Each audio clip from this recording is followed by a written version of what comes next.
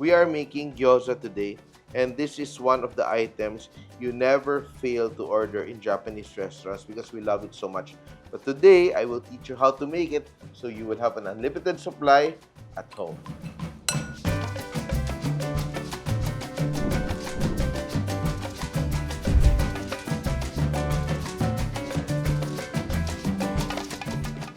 And I just grated some ginger, and I will grate some garlic as well.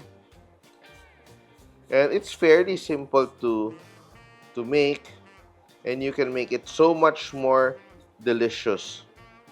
And it can be so delicious if you make it at home. So I'm just grating 2 cloves of garlic with my pork. This is around 300 grams of ground pork with a bit of fat, of course. And I will just season this with a bit of Japanese soy sauce and sesame oil and a bit of mirin for sweetness. Mix all that together.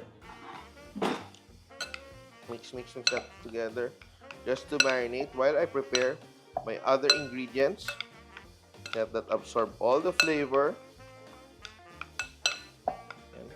And I will just dice up some shiitake mushrooms. I am using fresh shiitake mushrooms today, but you can always use dried and rehydrated shiitake mushrooms, which will have more flavor than the fresh ones. And this is part of our Japanese resto favorite recipes. And mince our mushrooms will give a very nice earthy flavor. This will absorb a lot of our seasoning as well. Add it here.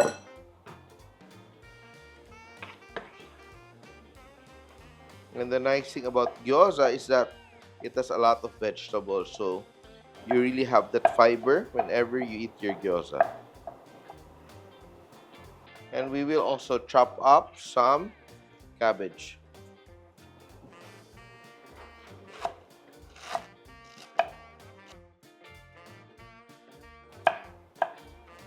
And we're adding a bit of spring onions as well.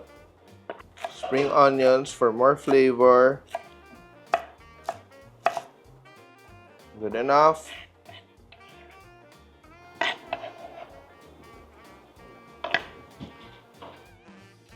Everything together.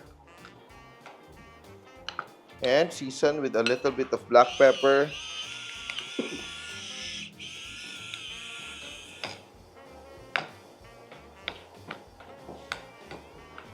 It's gyoza, and I think it's called pot stickers in English, but they're dumplings. Anyway, just like a teaspoonful of our filling, and just wet the edges, not too wet, just damp, and fold and pinch the center, and now fold, make pleats, 1, 2, 3, 4. One side is done. Next, the opposite side, we will fold again. 1, 2, 3, and 4.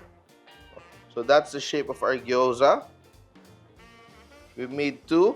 We will make a lot more. And you can freeze this. You can steam and freeze or just freeze it directly. And wet the edges, spoonful. So, eto, yung ating pork na 300 grams can make so many of this. Repeat fold, pleat, pleat, pleat, pleat. So, the more you make this, the more practice, the faster you can make your gyozas. And this is a nice, fun activity you can do with your kids to develop the dexterity of their fingers.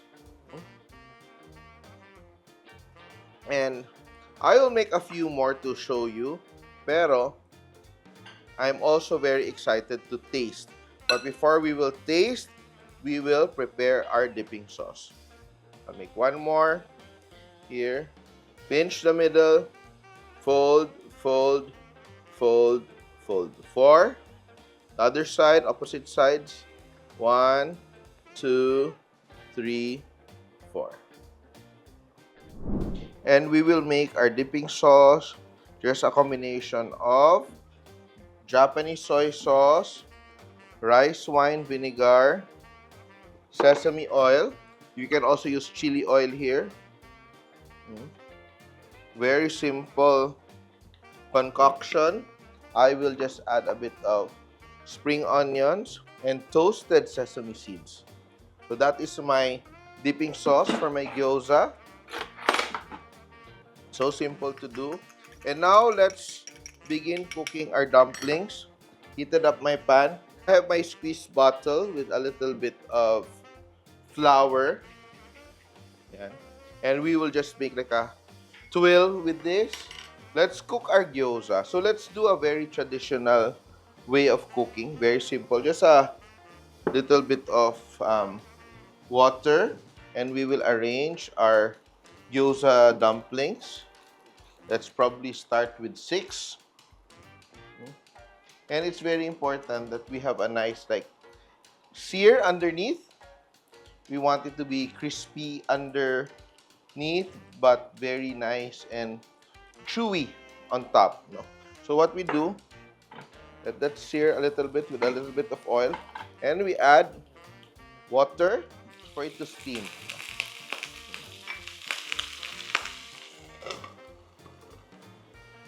So you are sure that your dumplings are cooked through. After 5 minutes, our gyoza dumplings are done. I will just show you. Nicely cooked. And I will show you underneath. There's that nice sear. No? So, etong gyoza, homemade dumplings mo, homemade gyoza, is much nicer because masiksik ang laman. So, much more satisfying. So, mas masarap talaga magluto ng gyoza at home kasi yung feeling mo, napakasiksik. Look at that, very firm. At napakasarap magluto basta may ladgermanya ka sa bahay. Beautiful, look at that. Beautiful sear. Perfectly cooked gyozas. Set it aside. Our dipping sauce is done. Let's arrange. Ito, restaurant quality to ha. Very easy to do. Arrange our gyozas here. And I'm sure natatakam na kayo ha. Sino hindi matatakam dito? And it's very nice because it's also very healthy because we have a mix of vegetables and meat in this recipe. Last piece there. Yan. 1 serving. Happy ka na dito, no? That is our first serving of gyoza. And I will do a more fancy version with a twill. Adding my oil. I will just arrange my dumplings. Probably I'll be using 6 or 7 pieces. And let it sear. 4, 5, and last piece, 6. There are more to make. Arrange it now into a beautiful like flower pattern. And my mixture of flour and I will just use that to steam my dumplings. No?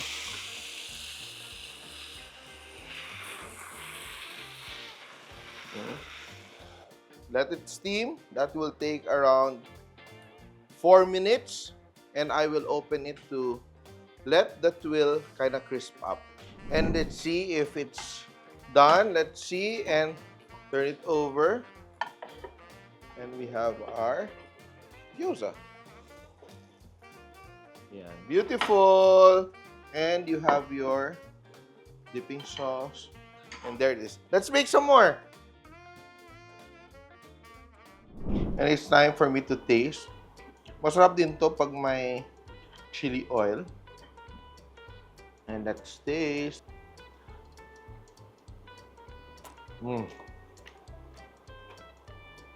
Perfect. Mas masarap ito kaysa sa restaurant. This is a very satisfying gyoza. Make it at home and share it with your family. Simple! Simpol.ph. Living made simple.